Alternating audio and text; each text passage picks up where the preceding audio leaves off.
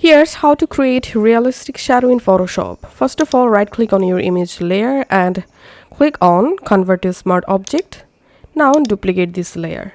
Select the upper layer, go to Select, Subject, and then just click on this mask icon. Now right click on this mask, click on Add Mask to Selection, then click on this icon, Solid Color, select black color. Now put this layer between these two layers. Right click on this layer and select Convert to Smart Object.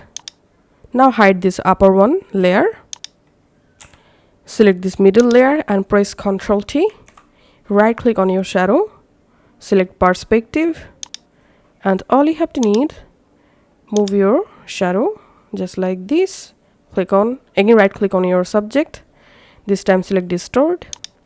And you have to adjust your shadow like this, then click on OK. Now unhide this upper layer and select this layer and click on FX, open blending options, hold down the Alt key and click on this icon to divide. Now adjust your shadow color and then just click on OK. Now go to Filter, Blur, Gaussian blur, give here 10 pixels and click on OK. And that's how you can actually create realistic shadow in Photoshop.